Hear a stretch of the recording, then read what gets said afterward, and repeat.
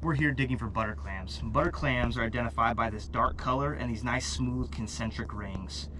They're a very long-lived clam and very sturdy. They're usually found around 6 inches to a foot down in location, and their shows are identified by these nice oval holes down here, approximately the size of a dime. Butter clams are usually about 3 to 4 inches. This one's on the smaller side here. It's probably a little over 2 inches. They can get up to about 5 inches. They live in all different types of substrate, but this hard packed sand is, once again, probably the easiest thing to dig for them in, but you'll find them in gravelly environments as well as muddy environments. When I dig butter clams and can identify a show like we can here in this hard packed sand, I like to find a location away from hundreds of small holes, because that usually means there's a large juvenile population. And you can see the shows popping up behind me. Those are some of the juvenile beds.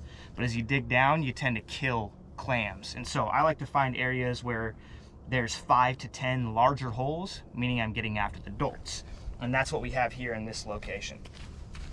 So we're gonna look for these butters and we're gonna start to dig. I like to isolate one specific area, so this, and in my mind, I'm gonna start the dig there. I've circled my hole that I intend to dig because as I get down to depth, I should be able to move the walls, widen my hole, and have multiple clams fall into it. At least that's the goal. And so as I'm going down, I can see I already have a small neck here. And so you want to dig very carefully as to not hurt these small juveniles. And as you can see, we're looking for these large ones, not these small ones. Now, butters go into your daily bay clam limit, which is 20. So I could potentially get 20 of these clams if that's all I was digging and all I intended to keep. I already have a few gapers, and once you dig a gaper, you must keep that gaper. But the butter clams, the smaller ones that is, can go back into the hole you initially dug them from. So as I'm digging down, I'm being very ginger and listening for that scraping on the clams. I don't want to just hop on the end of that shovel and dig down, because then I'm gonna end up breaking those clam shells. And once you break one, you've killed it. So you need to take that one home with you and eat it.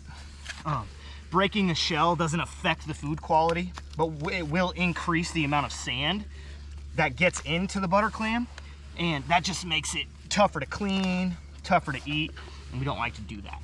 So I've gone now down about 18 inches. I have a nice clean hole. I'm just continuing to slough the sides off.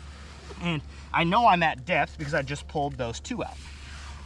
So what I'm gonna do now is continue to widen that hole.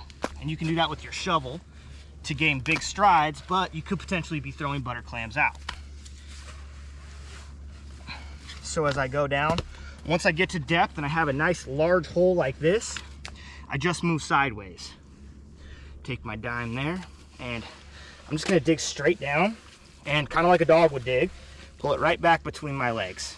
This helps a lot to have gloves because there are sharp shells in here, things that'll get you, and you want to protect your hands. Just about every time I get done clamming, I have big cuts on my hands, and the salt water does not do me any favors when it comes to having those heal up.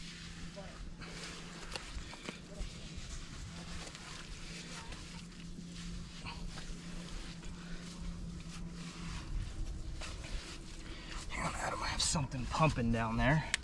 So that means there may be a larger clam, it could be a gaper down there, or it could be a sand shrimp. Since I have a good hole going here, I'm gonna go ahead and take a shot at them and see what I turn up.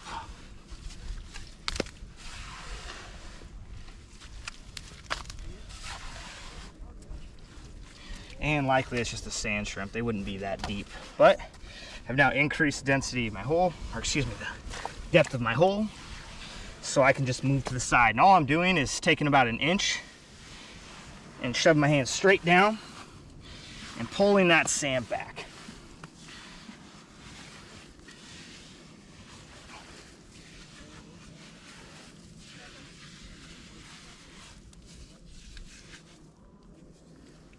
And it seems like we're continuing to find these small butters, so we're clearly here in a juvenile patch, so we're gonna go ahead and refill this hole and find a place to dig, hopefully get some bigger butters. These 2 we're gonna put back in our hole here. at around the same depth we found them. This one's just about big enough. We're gonna go ahead and take that home with us. Putting it in our bag and making sure you're keeping a good count of how many you have, so you know when you can quit digging. Last things last, we fill in our hole, make sure that all the neighbors can breathe when they need to.